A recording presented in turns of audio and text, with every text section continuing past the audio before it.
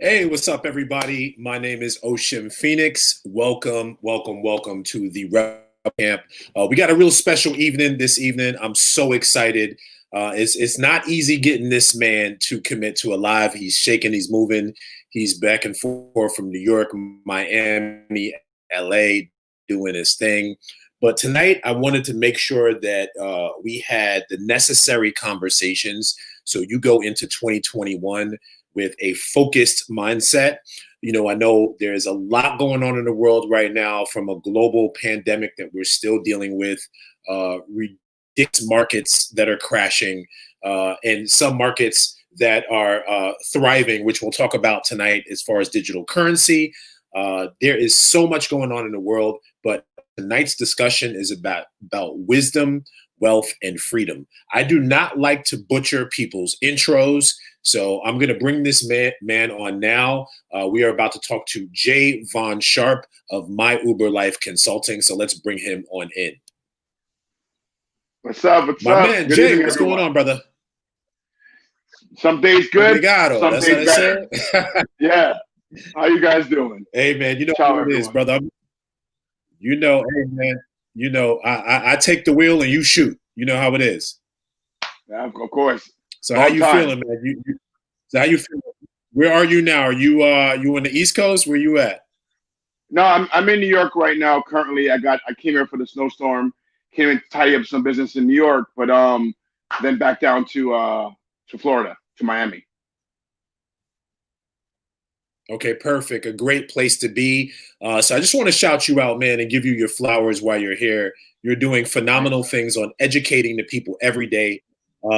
Following this guy on Instagram, he really makes you think. He really, you know, makes you blow out that mind dust from the normal drivel that we are fed by major media outlets. And you've been doing your thing for well over a decade, consulting businesses, entrepreneurs, etc., across various markets. Now, to get to tonight's discussion, we're talking about wisdom, wealth, freedom. Wisdom, wealth, freedom. And I had a lot of topics. Every time I write something down when it comes to you and when we go live, I always wind up going all over the place. But one of the out of the one out of the three that's very important is freedom, because you cannot have wisdom or wealth without freedom. So I actually got this idea because I saw an image of you on your Instagram, and you had it written on your glasses: wisdom, wealth, freedom. This is something that you talk about every single day on social media, educating the people. I want to talk about the importance for us as free folks, or some of us are free, when it comes to wisdom, wealth, and freedom. Is there an order, in your opinion, that one has to do first? How do you see it? What's your vision for this? Well, I think we're trapped into the Western framework of hierarchical thinking. So we think that something has to be over something else, but it's not. It's actually flat. It's a circle, right? It's kind of like if you make soup, sometimes you might start with tomatoes, sometimes you might start with the onions, sometimes you might start with the water. It all depends. So for me, it's kind of like a gear, right? One gear pushes the other gear, and depends on the tension of this reality that we're existing in. My focus might be one day more on wisdom, it might be more on wealth, or it might be more focused on freedom. Well, those are the gears that turn. But I don't think I try not to think about it hierarchically. I try to think about it more of a flat way. They're all working together, so that it relieves my anxiety. You know, because it's not a sequential thing. It's not an order of operations. It's together. Without one, there's not another, right? They all coexist together. And forgive me, I'm so rude. I'm a poor host right now, but let's do the proper introductions. So let's take it back a little bit, and then we'll get back to this conversation. But who is Jey Van-Sharp? Well, Jey Van-Sharp is an African, indigenous, Asian, South American kid who was born in the Amazon basin, who migrated to New York City in the 90s officially, who just became a citizen last week of the United States last Tuesday. Hey, I took my oath last Wednesday. I come from a family of merchants, mercantile people, traders, boat people, as well as people who are very spiritually and indigenous, and grounded. So it never was one or the other for me. People can see I have a Dutch last name. I was born in a Spanish speaking country. I speak fluent English and Portuguese. So the language can tell you a little bit of where I'm from, but that's not enough. I'm an African. I'm an indigenous Warao, Arawak from South America. And also my East Indian ancestry, which speaks a lot about the freedom that I talk about. The Atlantic slave trade, the indentured servants that came to South America, to the Guianas, to Venezuela, to Brazil, to supplement slaves, the indigenous population that was there. So I identify with all those. Then I migrated to New York City, and then I learned another form of reality. Those are the steps that that kind of gave me another perspective. So Jey Van-Sharp is his history. Him coming into New York City as an immigrant, and asking the obvious question: how does one become successful in the land of milk and honey? And that's Jey Van-Sharp. I love it. I love it. And MyÜberLife as a consulting group. What does MyÜberLife do? Well, MyÜberLife is a business consultancy, and our focus is to fix business problems. Number one, our job also was to educate the creative community on business, the Black and Brown community on business, disenfranchised people on business, right? And then on the opposite side, to educate the corporate world on how to interact with the culture of these people. So, fundamentally, we are a business consultancy. We have a full stack of services from marketing, business, branding, to finance, to legal, to management. But our focus is to focus on the creative community. It's to focus on entrepreneurs. It's to focus on Black and Brown people, and it's focused about building companies that will make an impact in the world, not just financially, but also socially, culturally, spiritually.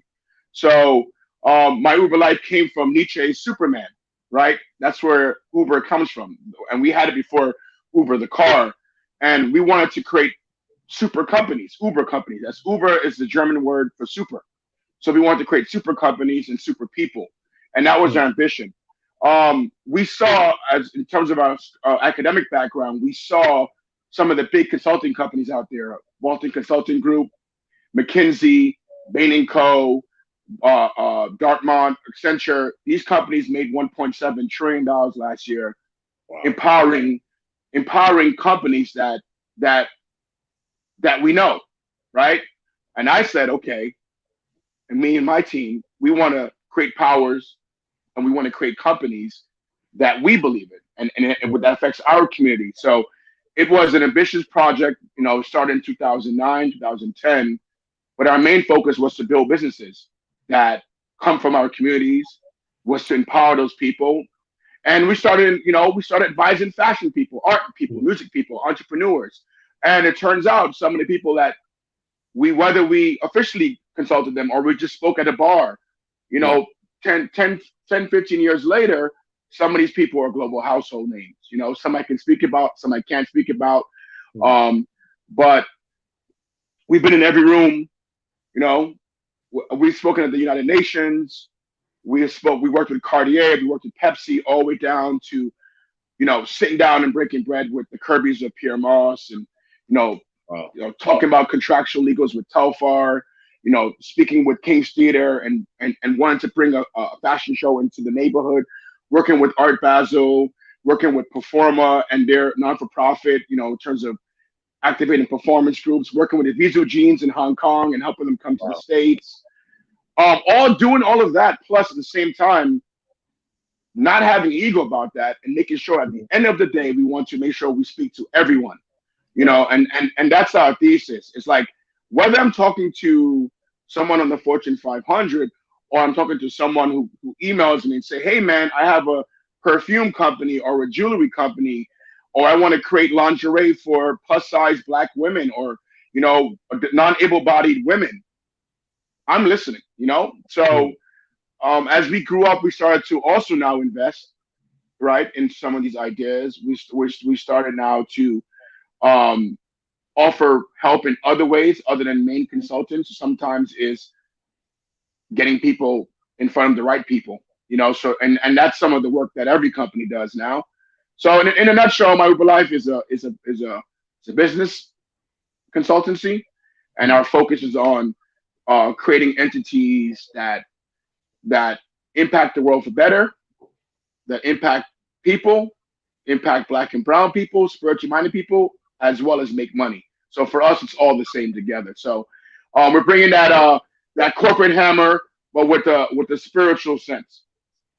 I love it. And, you know, I've always thought about MyÜberLife like a bridge with pots of gold on each side, you know, because what you guys bring to the table is so unique.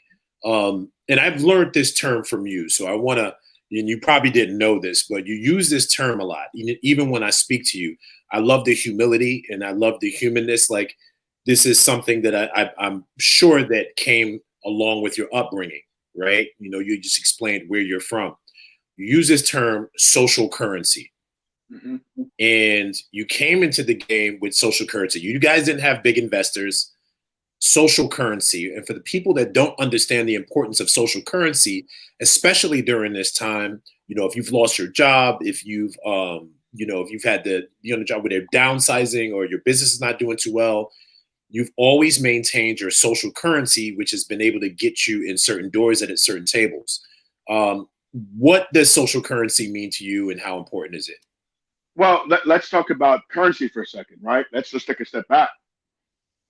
There are four major forms of currency in the world that equals value, right? There's several more currencies, but stripping it down to the most fundamentals, there's four forms of currency that equals value. So Nike is an entity. Mike is an entity. Oshim Phoenix is an entity. MyÜberLife is an entity. Jey is an entity. So we're all entities that is a combination of value, right? And if you split that value up, on one side of the equation, you have Jey. But what is Jey equal to, right? On the other side of the equation. So Jey is a combination of four things. One is his cultural currency, right? Cultural currency is knowledge. What do you know about the world that we exist in? Because we exist in the world. And there's infinite amounts of culture. So the more you can understand culture, the more you can understand people, and you access people, which leads to the other currency, which is social currency. Social currency is the ability to now connect people with your networks. Your network is your net worth. But for you to be able to tap into that network, you need to understand people. And for you to really understand people, you have to understand culture. So it's cultural currency and symbolic, and social currency. But of course, if you're just doing that, we live in a world where it's not just non-for-profit. Things cost money. You know, money is a form of value that pays for time and for effort for goods and services. So you have cultural currency, you have social currency, and then you have fiscal currency, right? Fiscal currency is the third currency on the other side of the equation. Fiscal currency is money and you know, Bitcoin, stocks, equity, ownership. Fiscal currency is the money you have, right? So these things work together, right? So you get information to access to people. People are building things to create value to sell to people. And if you can assist and solve problems in that social network, then you can extract fiscal currency. But of course, you can't just sit on fiscal currency because money is always inflating. There's always inflation on money. Money is just a tool. So what are you using that money for? You're using that money to create a brand, a name. So you have symbolic currency. Symbolic currency now is reputation. Mm-hmm. It's the brand name. It's the name that allows your kid and your kids' kids to be able to access that symbolic currency. So when you hear Kennedy, when you hear Obama, when you hear Rockefeller, when you hear Buffett, when you hear Gates, think about one person. So my entire process is, okay, all that stuff is cool, but if my kids or anyone were to claim the name Van-Sharp or MyÜberLife, they'll have access to things money can't buy. Mm-hmm. Or they'll have access to those other currencies going the other way, right? Through fiscal currencies to access social currencies to be able to extract knowledge. So it works together. So those four currencies equal value. So to me, when I'm doing an accounting of myself, I'm accounting myself holistically, not just fiscally. Fiscally, it's very naive. And that's why I think that's where people who are workers, tend to get confused in how people on the higher plateaus are extracting value from them, because they're not just thinking about money. They're thinking about statues, libraries, philanthropies. Mm-hmm. They're thinking about networks. They're thinking about what school they go to or what neighborhoods they live, right? They're thinking about traveling and reading books and speaking languages and understanding cultures, right? So I think what we need to do as Black and brown people and people who are of good standing is start to look at our cultures and as value, codify it, go around that. Yeah. And we'll speak about that later. But to me, that's why I think about currencies, right? If you go into your bank account, they account your money. You need to sit down in your quiet moment and account for your value in terms of those four currencies. Am I understanding what's happening? Right. Is my network diverse? Do I have doctors? Do I have dentists?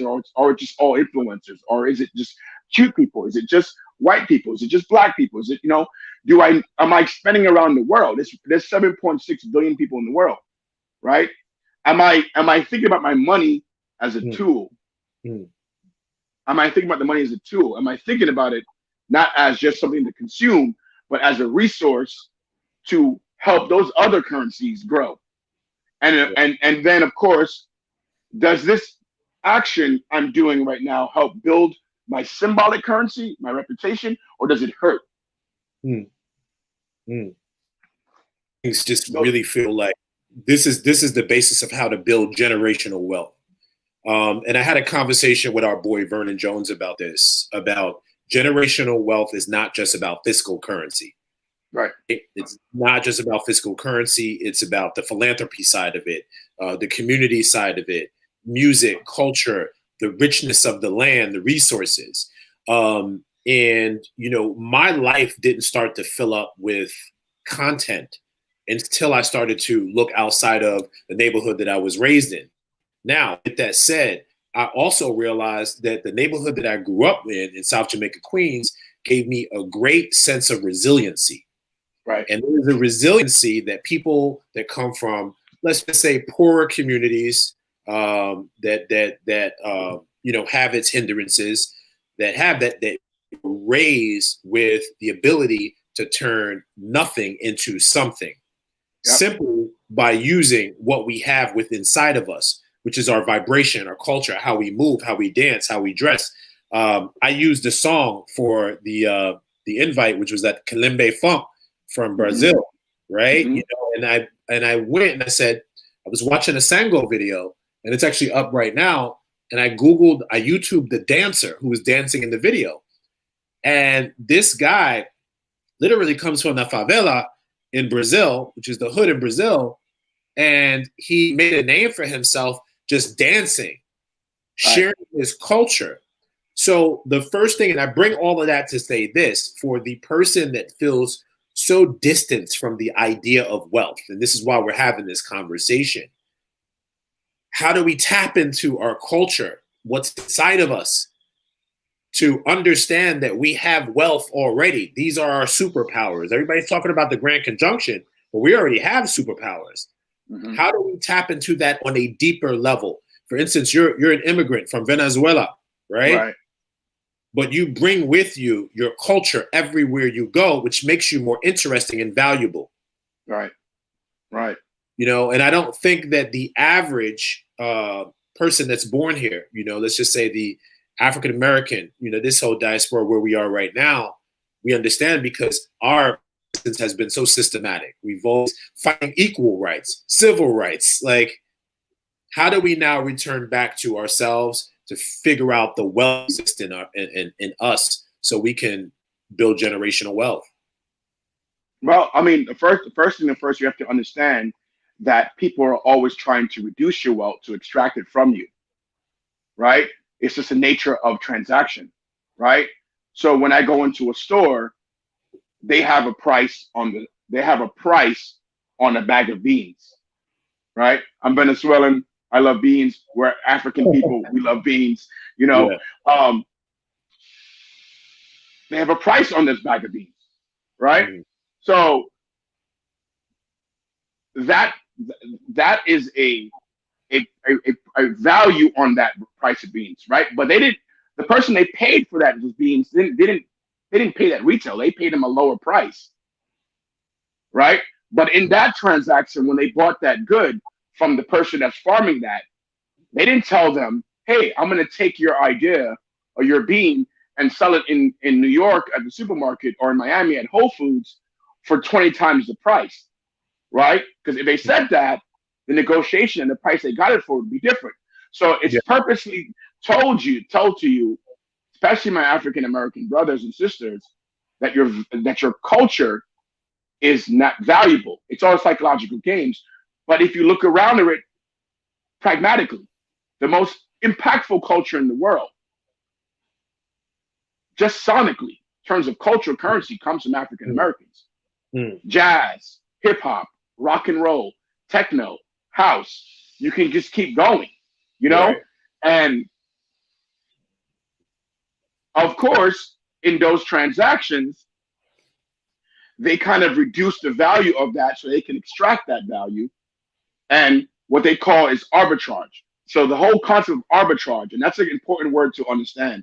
Arbitrage is RITABGE, and it's about taking something that's undervalued and selling it somewhere else where it's overvalued. That is the genius of being a middle person of culture. So when you see your culture and someone is condescending you or reducing you, right away you should understand that they are trying to extract value from you and sell it cheaper somewhere else. You see what I'm saying? So that's item number one. You are valuable because you exist, and you exist within a cultural paradigm. Right? I love that. So that's number one. What they did to African Americans and African people and non-white people and especially non-rich people, because ultimately everyone got it, was they convinced people that money is the highest form of the fiscal currency is the only currency that matters. And within fiscal currency, it's just money.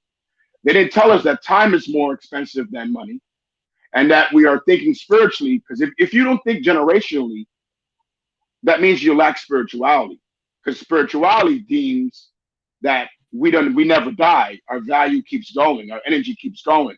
So if you think you're going to die and things are finite, why would you think beyond your own human existence, your own selfish existence? So it's hard to think generationally if you're not spiritually inclined. So you think you're finite, then you will not think about things outside scope. So there's a lot of that stuff pressured into us. So I would say number one, understand that everything. What is an artifact within fiscal currency? The U.S. dollar is an artifact, right? Mm-hmm. What is an artifact of cultural currency? A college degree, a high school diploma, right? A driver's license. What's an artifact of social currency, right? A blue check in your Instagram, maybe being a part of the rebels, right? being part of the Yale Club or a yacht club or Soho House, right? That's an artifact. What is an artifact of symbolic currency?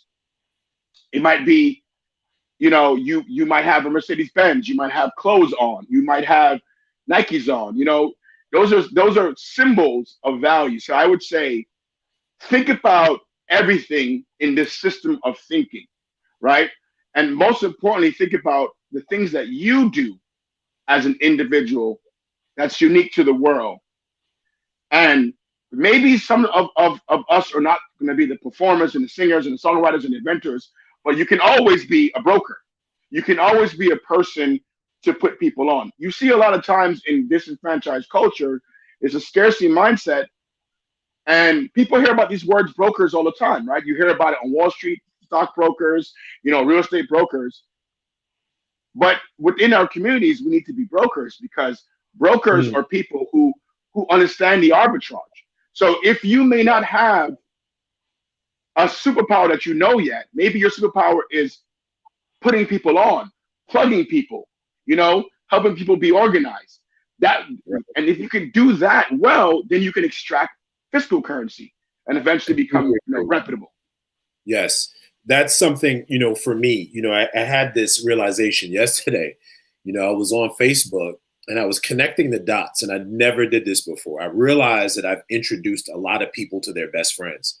I realized I've introduced a lot of people to their complete social networks, and it blew my mind. And it's something that I've never thought about leveraging for a financial gain and building generational wealth.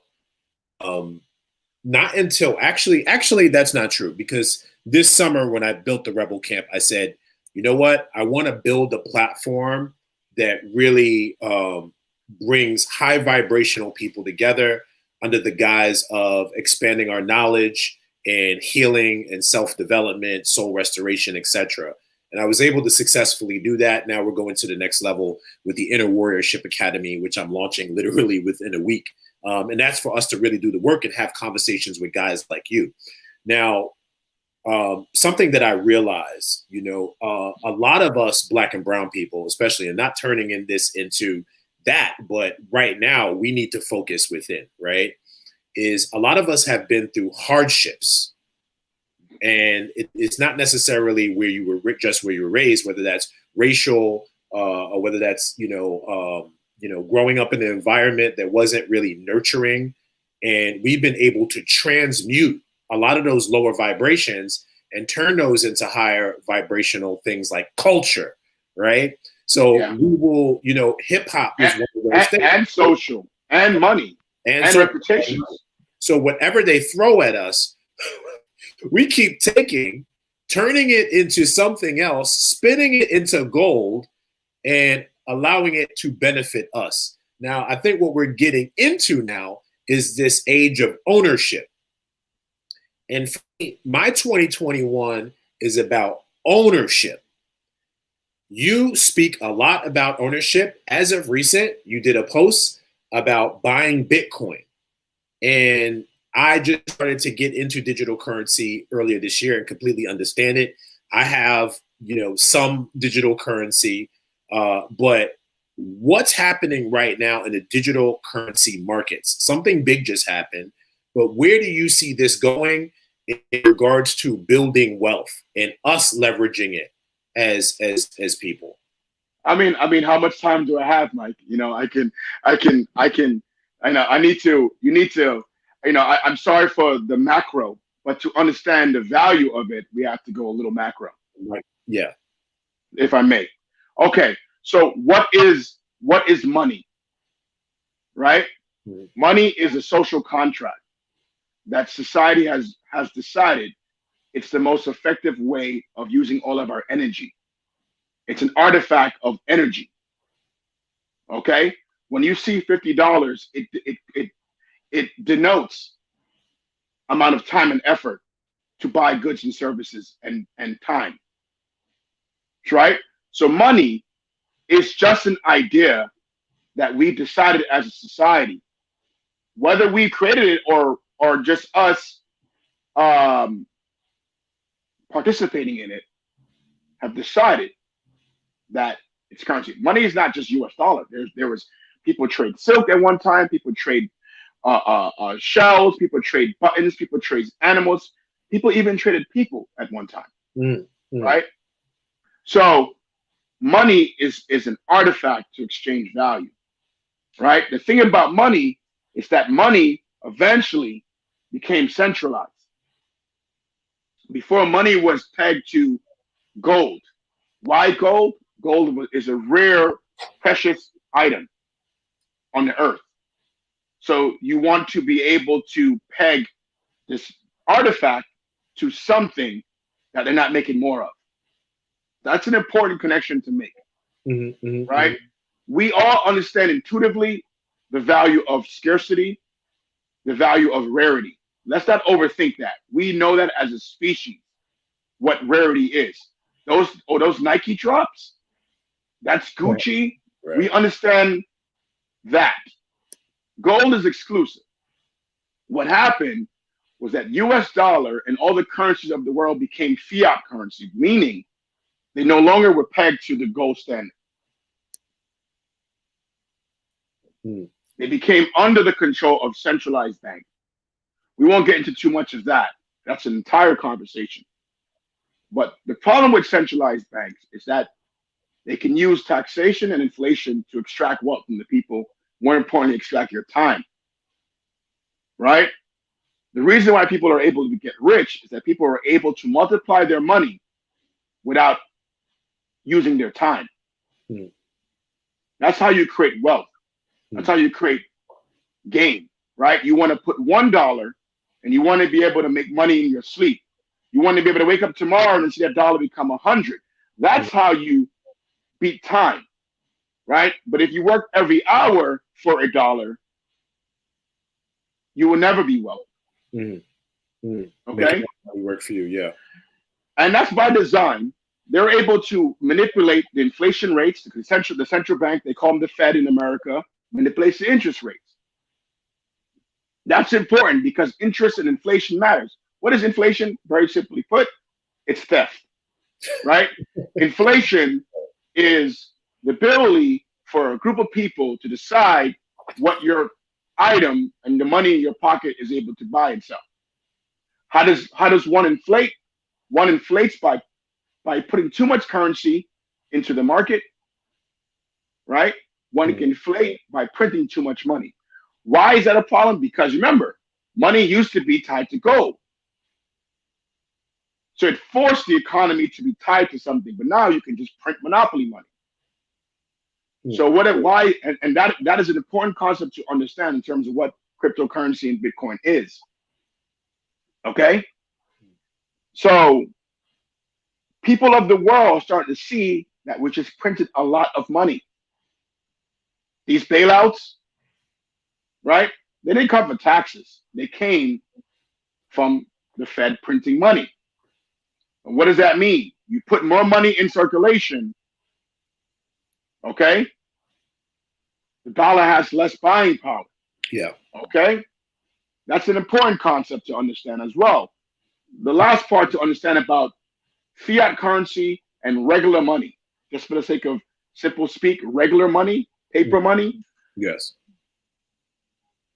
Is that once you print more money, they're also, what they're doing is also taking that money, bailing out their friends, and buying up equities in other companies under the guise of saving the economy.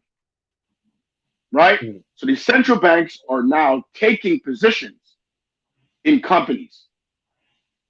And they're not using their own money. They're printing money to buy parts of the world. It's like monopoly, literally. It's monopoly money. You're buying up properties of the world because these parts of the world have been distressed. They've been forced to close based upon a pandemic, whether real or not. The point is that they were forced to close, and because there's still a meter running, people are they're going to go bankrupt and forfeit. And to come to get bailed out, the Messiah comes let me bail you out, let me wipe out your debt, but give me that. Give me your time, give me your debt. So debt, slavery, inflation is theft. Okay? So now let's get to cryptocurrency and Bitcoin. Bitcoin was created by, I can't pronounce his name, Japanese guy in 2000. It was anonymously happened. So Bitcoin is basically technology. It's an electron. We've decided as human beings that the creation of an electron is a rare item. They're not making more Bitcoin. There's a finite amount of Bitcoin in the world. And it's really an electron. It's a 0 and 1. It's a computer bit. Now, people may argue that's not, well, that sounds too abstract. Well, so is money, right? We've just been bred to think that money is real. Right. It really isn't. It's an artifact. A Bitcoin is an artifact of a value system that we've decided now, or a lot of people in the world deciding that it's valuable currency to exchange. Now, it was really weirdo stuff for since the late 90s into the 2000s. It was always weird. It was always speculative. It was always retail. That's the condescending world from finance people. It was always retail. It was always pedestrian. Right. It was always bodega. It was always corner store. It was always records in the trunk until it always happens. It's always hip hop in the park until it's not hip hop in the park. Right? And then we in the stadium. It's always ghetto and then it's always ghetto. It's not real. It's like it's cyberpunk. It's rock and roll. What is that? What is this shit? Now with inflation, people are like, well, I can't have my money tied up in all the governments of the world because they're just printing cash. Where can I put my money? Well, I'm going to put it in stocks. Okay. Well, they're tied to money. I'm going to put it in land. Okay. The land is finite. They're not making more land. Okay, I can do that. But land is kind of occupied by nationalities and countries and municipalities own these properties. How can I make money? Electrons. A Bitcoin, the way it's made, is made by a bunch of different computers networked together, making a coin. Very simply put, just think about something gets manufactured and created, and we all decide its value. But the key, it's not centralized. It's decentralized, yeah. It's decentralized. Everyone owns a piece, and no one has control of the currency. So even if somebody owns a lot of Bitcoin, they don't own the entire system. So it allows it to be anonymous, which can be bad and good. But it's the same argument you can make about money. How much evil has been done with money? People make, Bitcoin might be evil, but it's the same argument. So that's neither here or there. They cancel each other out. Except now, this is the first currency that is not pegged to any nationality, government, or body. What's happened recently now because of COVID in 2020, now the institutional investors have decided it's a place to put some of their value. Time to currency, have the money. Right. It's culturally becoming, so it's valuable. Yeah. Right? It's an artifact, it's a Bitcoin. It's socially becoming significant. A lot of people going in. And now you can do arbitrage. You can take a Bitcoin and buy a US dollar. You can exchange. There's Coinbase, there's all these platforms and exchanges to be able to arbitrage your coin into money into coins. Or even now, coin to coin or coin for service. PayPal's taking Bitcoin and the other cryptocurrencies. And here's the key that's beautiful about Bitcoin and all the cryptocurrencies, Ethereum. You can buy fractions. So one coin right now is about $22,000. In 2005, you could have bought one Bitcoin for $300.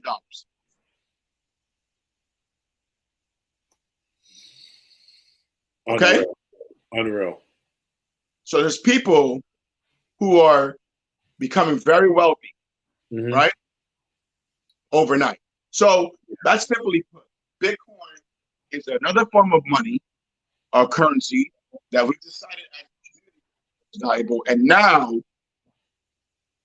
institutions have decided, Goldman Sachs, Square, PayPal, big investors, it's a place to put some of their money. It's a place to hedge their bets. Because if the dollar goes up, you got to remember, you're playing games internationally now. Once the world has become network, you're no longer playing one city, one neighborhood. You're connected to the world. So if the world is connected and it's one big deck of cards and it's wobbly right now, where can I put my, get out of jail card? Where can I put? So you put a little bit, old school, little money here, little money there, little money there. Right. Exactly. Sprinkle a little bit here. Yeah. And the grandma's couch. He said, put a little bit in the baggie, put a little bit in the purse. Yeah, put a little bit in the baggie, put a little bit in the purse. Right. That's the game. And that's the game. And this is why it's so important because, we touched on, the wealth and wisdom, right? There's this saying that wisdom is the true path to freedom.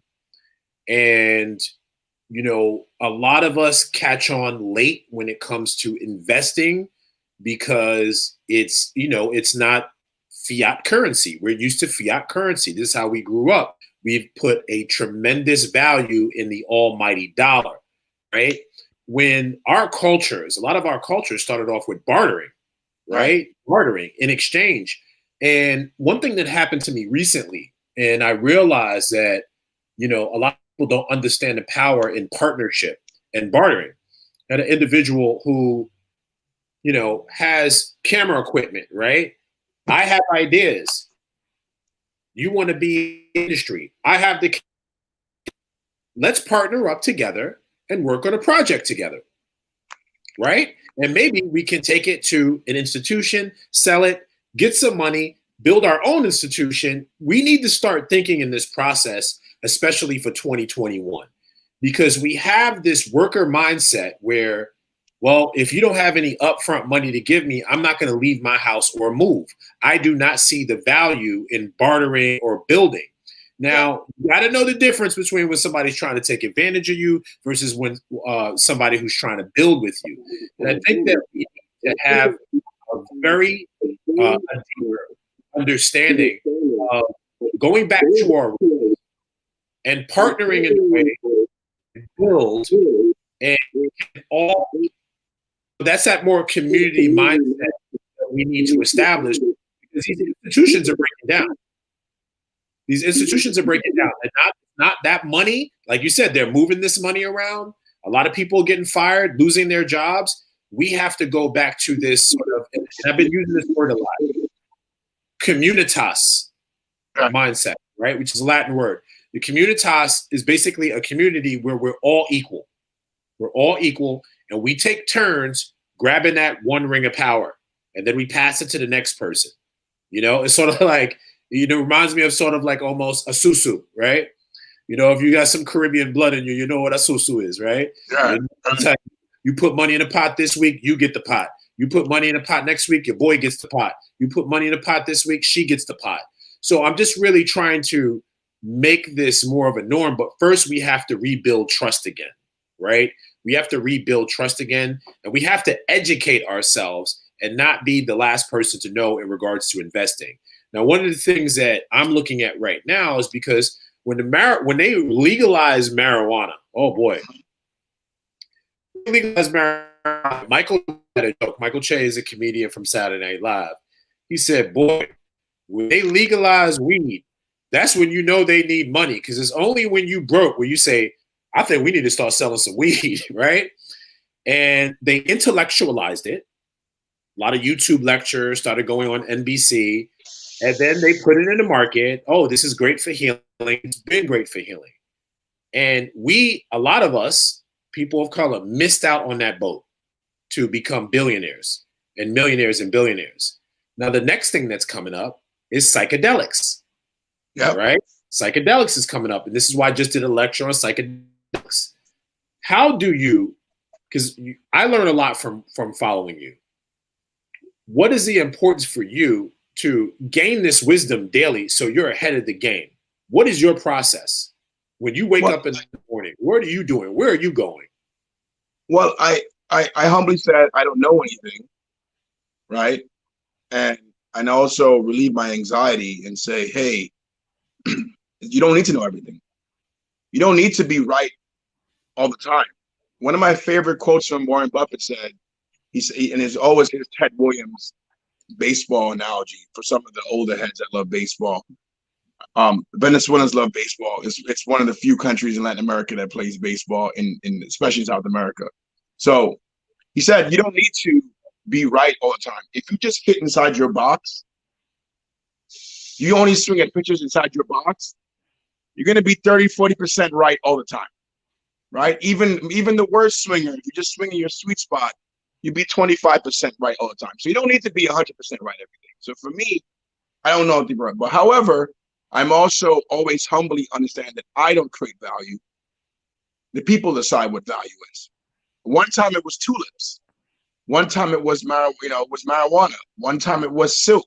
One time it was goat milk. It's always going to be something humans are going to use to barter and sell. And there will always be someone who will take a commission for someone's laziness to barter and sell. So you'll always pay more. You'll always pay money if you're lazy, right? The biggest tax in life is being lazy. So you can't be lazy. To be genuinely interested. And also, I don't like poverty. I don't want to be poor. And to me, poverty starts with my mind, Yes. my body, my soul. I mean, you can't want to get money if you are not treating your body right? So it's like I said, there's wisdom in that, right? So for me, right now it's psychedelics, okay? Tomorrow, whatever it's going to be, will be there, right?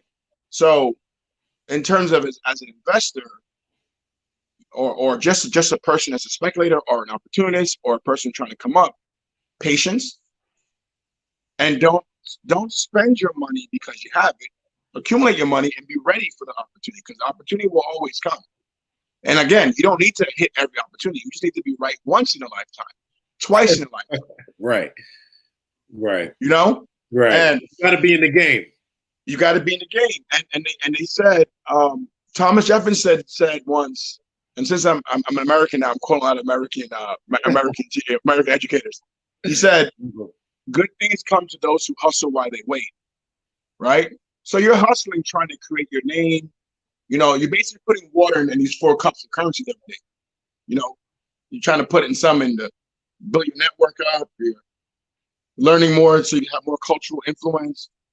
You're saving money. You're investing in the stock market, or you're in the susu, or you're buying property. You're buying mutual funds. Your 401k. You're buying insurance, life insurance. You're buying commodities. You're buying Bitcoin. And also, you're doing things to help put your name in a good space. You're putting yourself out there, your name out there. You're looking at your time as a valuable resource, right? What everyone doesn't remember is that the most rarest resource is time, right? Time is the most rarest resource. So, you have to look at your time as a precious commodity. You're not making more time. Every day time gets more expensive. So I tell myself that, and it kind of helps me want to understand more and learn more, right? Because things connect.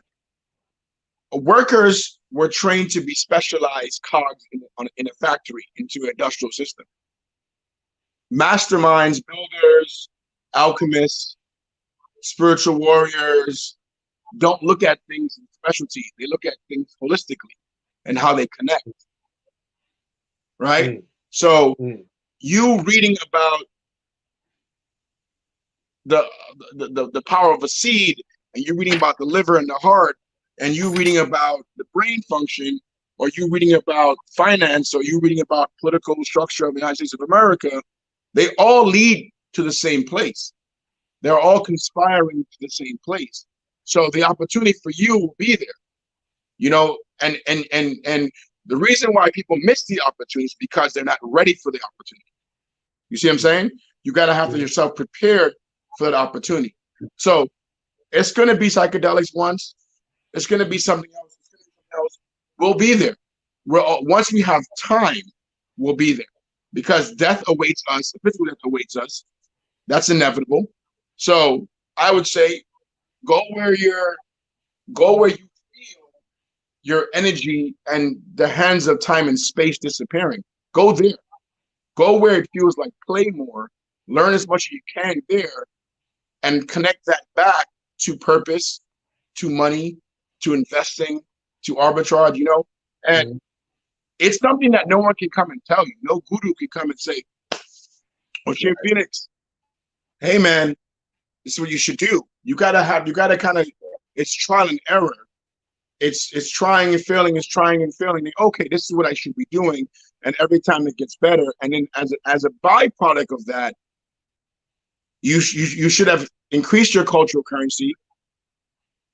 You should have increased your social currency. And a natural byproduct of cultural currency, social currency is fiscal currency. You're going to make money because you're going to be able to know enough people and have enough information and ideas, enough problems and opportunities to be able to offer a solution, or, oh, something is coming on their pipeline. It's still early for marijuana. Marijuana right now is on the lobbying level and the wholesale level. But no one's better at building brands than Black and brown people, you know? So there's a lot of money to be made everywhere in due time. So I think it's important to just know where you feel good. Some people are better, like Vernon. You know, he's someone that loves real estate. You know what I'm saying? He loves that. Someone like yourself loves spirituality and empowering people. There's something to that, you know? Someone like myself, I enjoy arbitrage of different cultures because of my background. So I think, to me, that is a little bit of no anxiety. Keep learning every day. You have to learn money because we exist in money. You have to learn money. You have to learn energy. However, it's important to be still, to learn yourself and see where time and space disappears, and build there. Build there. Learn there, and that will connect back to all these different things. And that's, you know, for me, I think that's been the biggest myth that I've been trying to dispel in regards to spirituality, is this whole idea that it doesn't connect to money, energy, in my opinion. And we weren't meant to be poor, righteous teachers. That you got to get that out of here, right? Right. So for me, I've been gravitating more towards economic development and enhancing my knowledge. So quick plug, shameless plug, with the Inner Warriorship Academy, which I'll be sending out the information next week on how you can join that. This is the work that we're doing. So, you know, I have a ridiculous network. We're very much similar in that. I know a lot of people.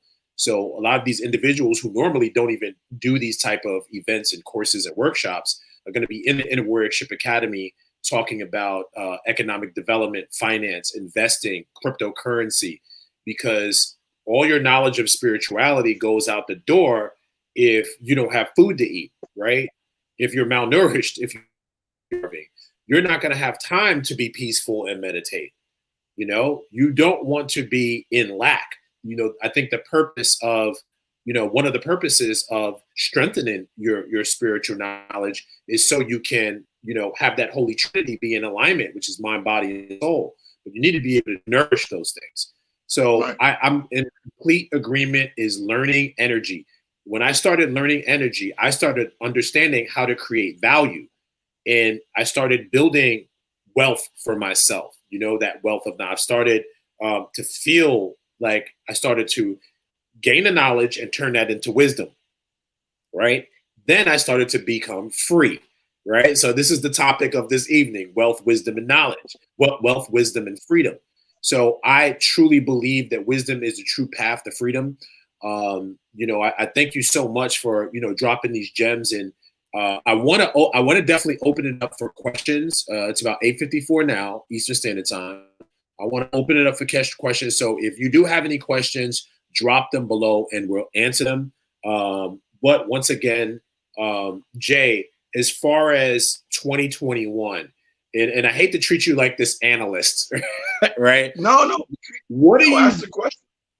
It could be trap music. It could be fucking, the marijuana market. What are you most excited for in 2021? Because 2020 was a hell of a year. We did a lot. We peeled back a lot of layers, and here we are. What are you most excited for 2021 personally? This concept called DEI, diversity, equity, and inclusion, right? The corporate world, which is the white world, and which is really the white male world, which is really the white Anglo Northeast world, has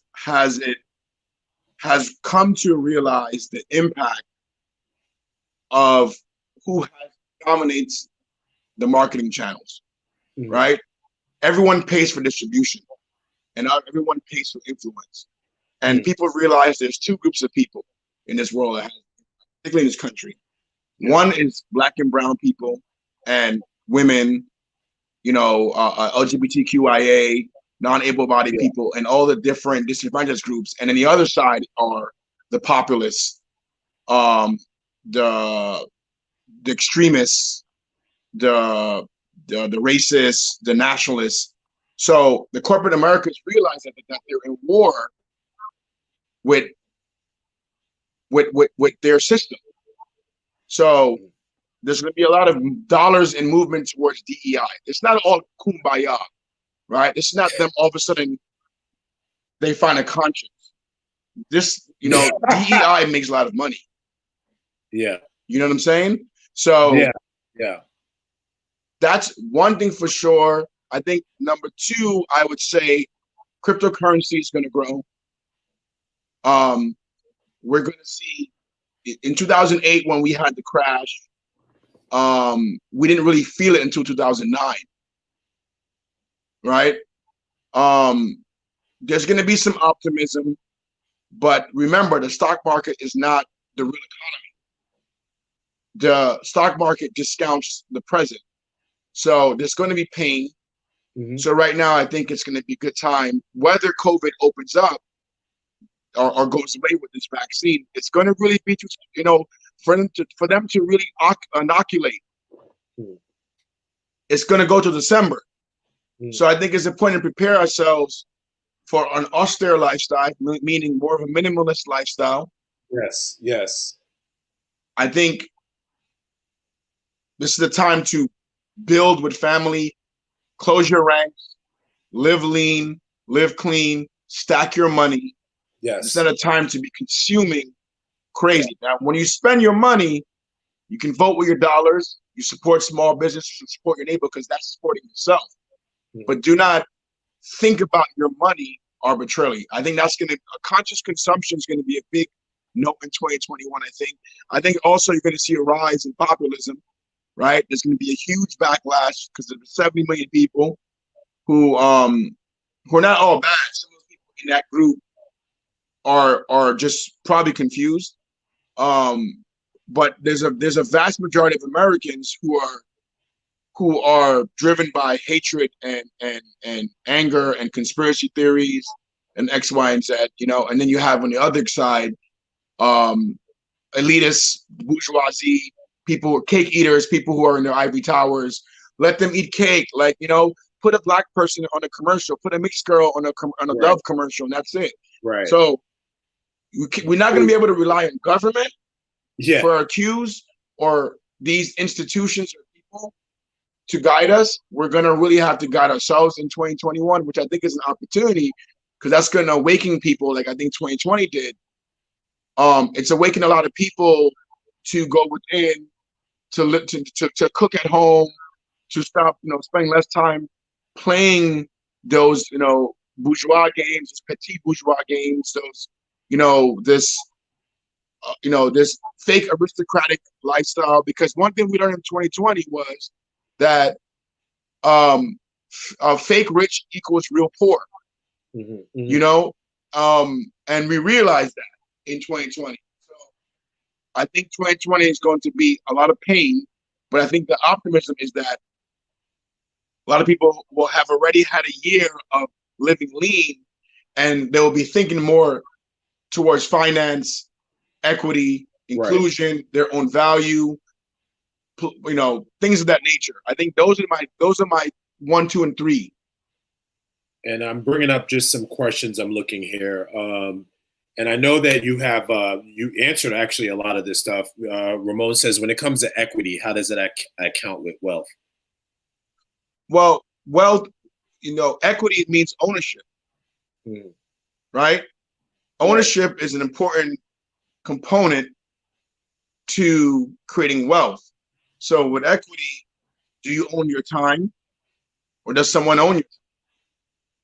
Do you own the place you sleep, or does someone own the place you sleep? Do you have credit? You know, are you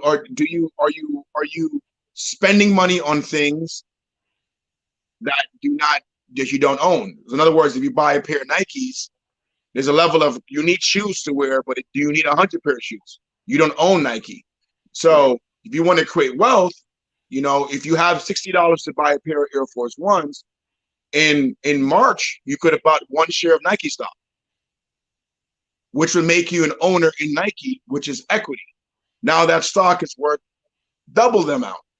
So equity and wealth is connected that way because equity is ownership. The stock market, when you invest in the stock, you're investing into a company. That's equity. When you invest into your education, you own your mind. When you invest in your time, you now control the dynamic of how someone owns your time, or do you own your time?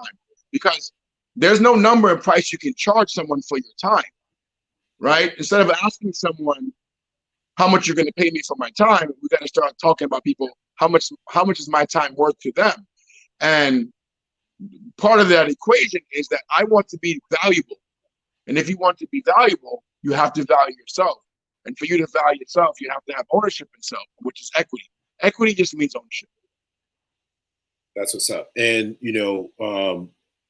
there's a lot of real estate, there is a lot of stock market questions here. And, one of the apps that I've been using is Robinhood. Robinhood seems like a decent app. I don't know if there's any other platforms that you would recommend for somebody looking to invest in the stock market. But what I will say to you, Selena, because I see your here, is really the research. It's really the research. You got to research. There's a lot of YouTube videos that are out there, and there's actually a guy that I follow, and I'll send you the video of how I learned to start investing with very little. But somebody in here said this. You have to, this is, unless you're getting into day trading, which I don't think you're doing. These are long-term investments. It's not a quick flip. So you have to be very patient. I think that's another mindset shift that we have to think about as it pertains to, investing your money into things. Like, you may keep your money in a stock for 2, 3, 4, 5, whatever years. So you just have to educate yourself on these markets. There's a lot of information out there. Let me answer this question though, Mike. Yeah. I need to answer this question. How do you know you're investing in a good company? Oh, that question. Yes, go ahead. That's an important question. When you're investing in a company, think about what does the company do?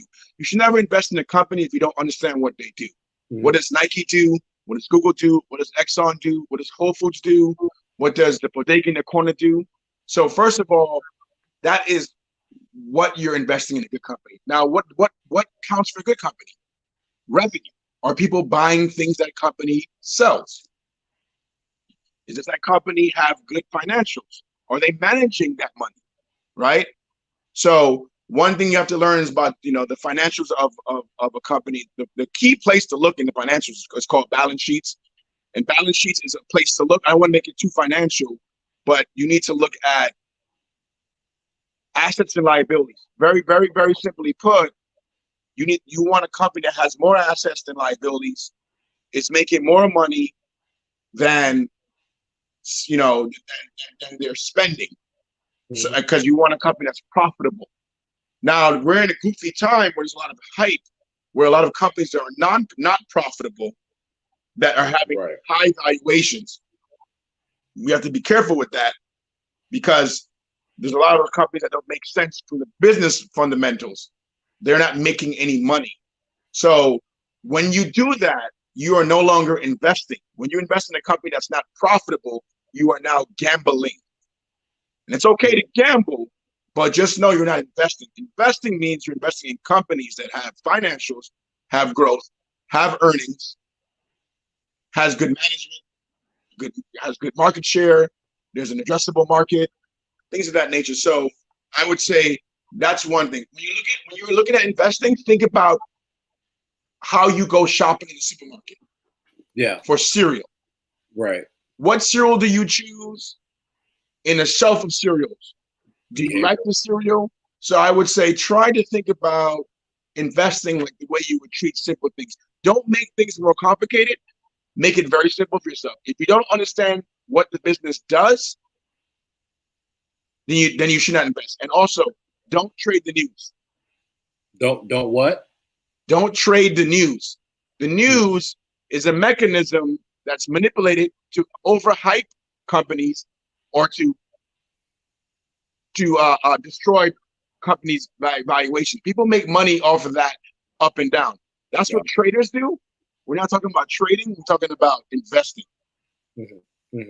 And Manny, I think he answered your question. He said, in this age of social media manipulation and misinformation, how do you protect yourself from investing in a new company with a high valuation in a bubble market?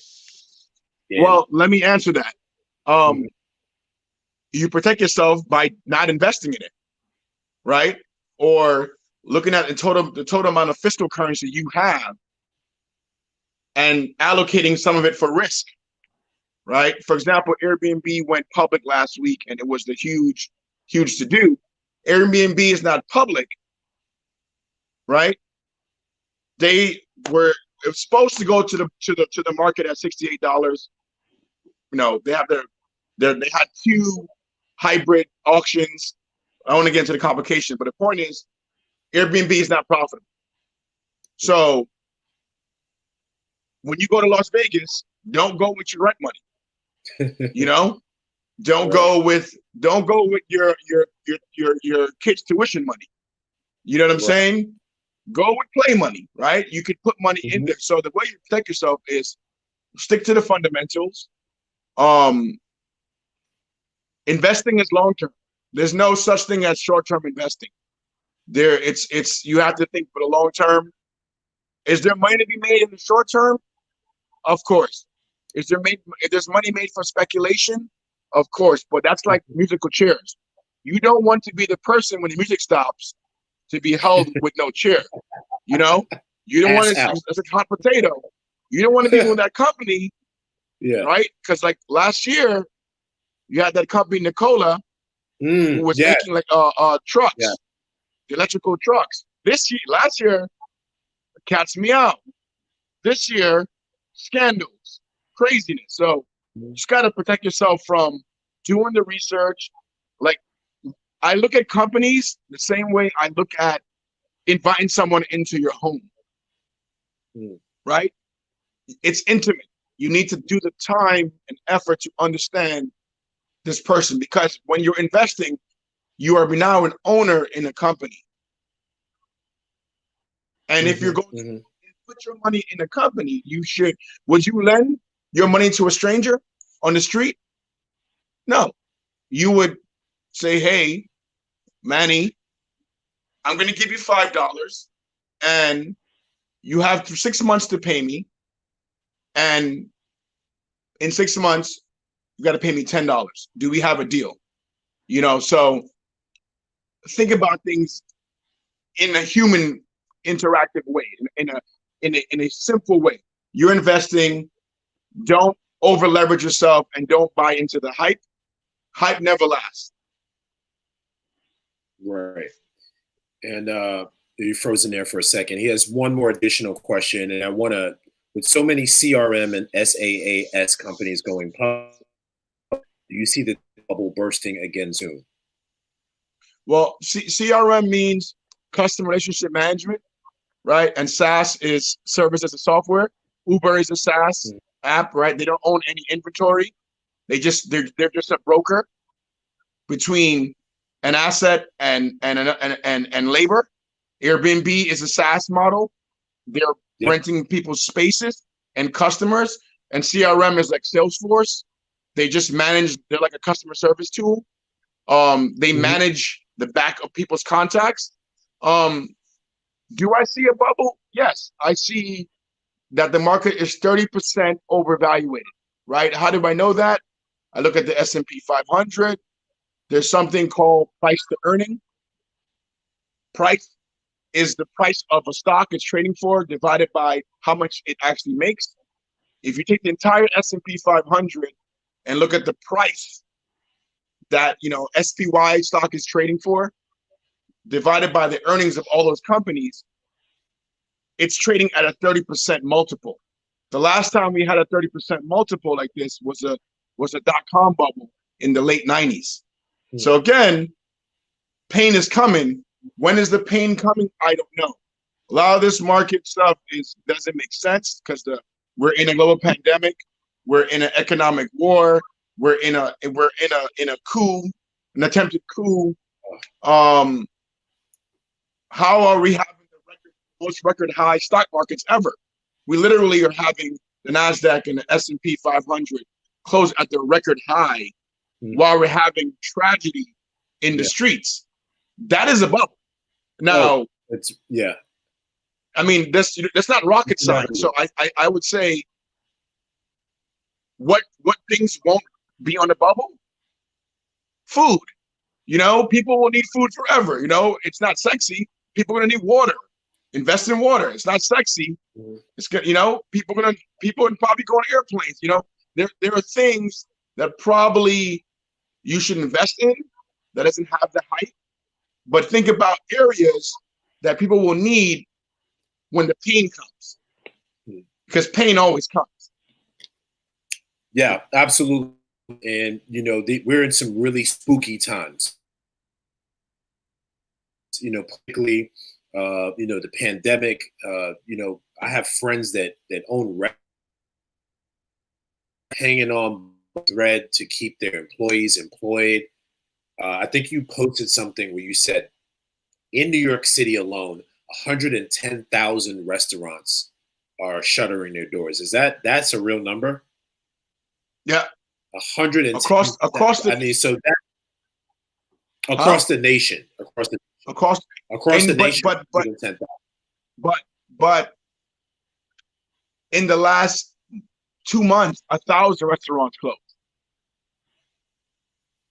Wow. We have to imagine that out of all the business in America, approximately 67 to 75% of all business in America are small business.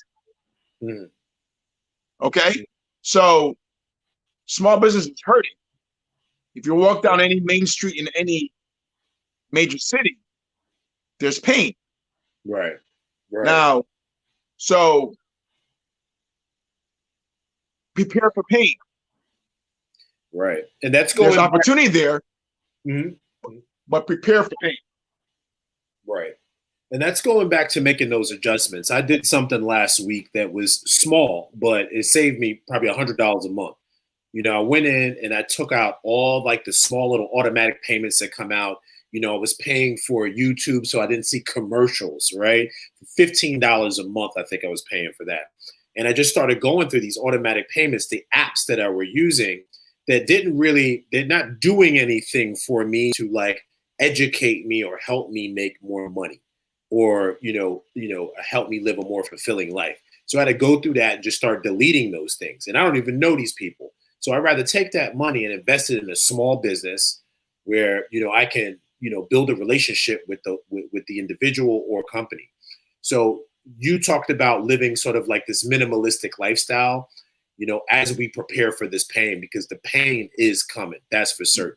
So I'm going to do one more question, and I'm not sure if you can answer this, but what are your thoughts on the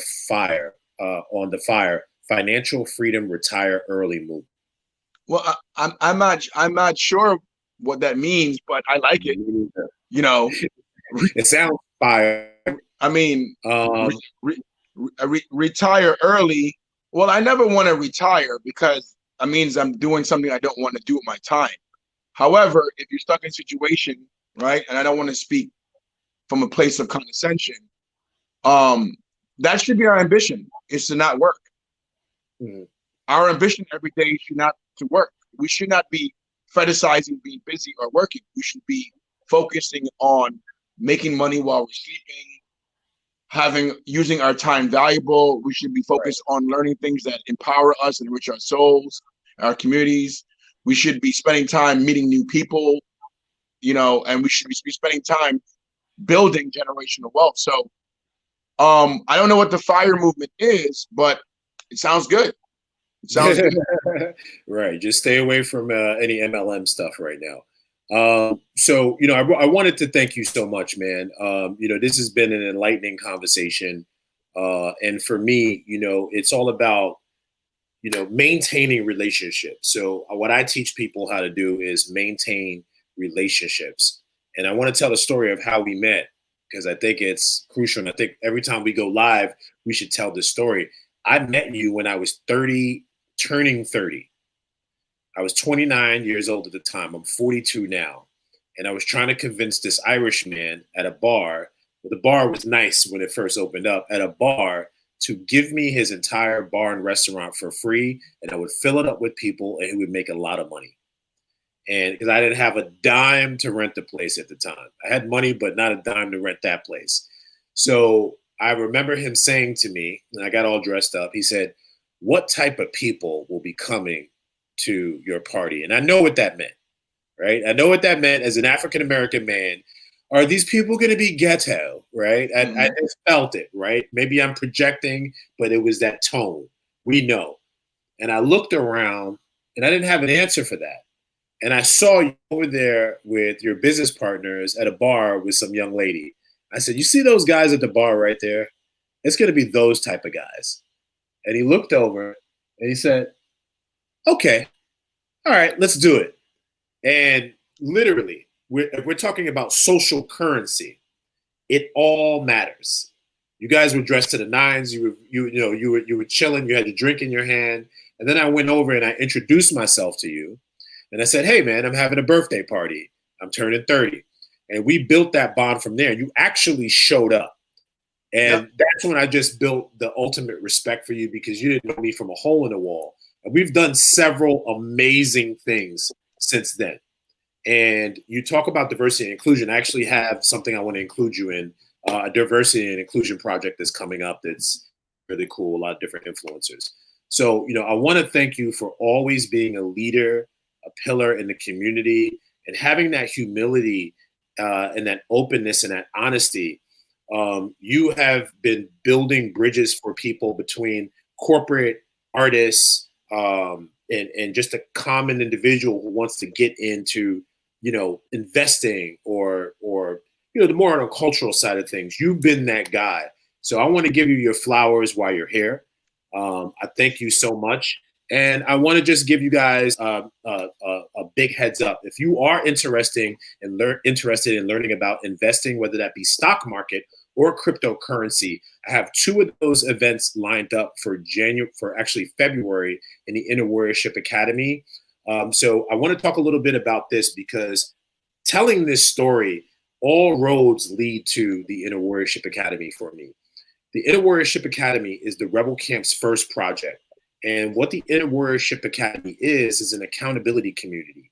It's a community for us to learn, grow, and communicate, and just really have our hub where we can elevate our game constantly, but really holding ourselves accountable to our goals, etc. So I have some really amazing events lined up. It is literally packed to the rafters with events that are going to help you level up in life. So that money that you'll be paying me every month is going to go right back into getting people like Jey Van-Sharp to come on and spread this knowledge and spread this wisdom. So you'll be able to sign up next week. And we definitely got to have you back in the Inner Warriorship Academy. I'm looking forward to, once again, working with you. Every year we do something. So 2021, I know we're going to do something even bigger. Thank you guys. Everybody's shouting you out, brother. You out. And I want everybody to have a good night. And just please, man, I know a lot of us are nervous right now. Some of us have lost people this year. This has been a very traumatic year. One thing that my friend Bless says, Bless Roxwell, who's another Jedi, she's a teacher in our group in the Inner Warriorship Academy, is give yourself grace. Give yourself grace. All right? And, just do everything in your power to keep it going. One thing Jay said is living a minimalist lifestyle, cutting back, saving your money, stacking your money, learning investing, which we'll be doing in the Inner Warriorship Academy. So I want to thank everybody once again, and I want you to have a good night. Jay, I'm going to text you after this, and stay blessed, brother, and safe travels. I'm traveling myself, so safe travels. And Mike, before I just want to make sure that something that we're working on, something called Wolf University, and it's focused on young people, K through 12. Say it one more time. And our whole ambition there is to provide tutoring services and mentoring service for young people. So I want to speak about that with you one day. But please also follow me on MyÜberLife. On Instagram, follow me at Jey of MyÜberLife on Instagram. DM me, email me. We're always available. If you have any questions, please feel free to reach out to us. And Oshim Phoenix, thank you for having us. I appreciate it. Always a good time talking to you. Absolutely. My brother, peace and blessings, man. Have a great night. And everybody, thank you again. Stay in tune. The Inner Warriorship Academy announcement is coming very soon. And for you, I'll share information about anything you have, brother. You already know. Cheers, guys. Peace.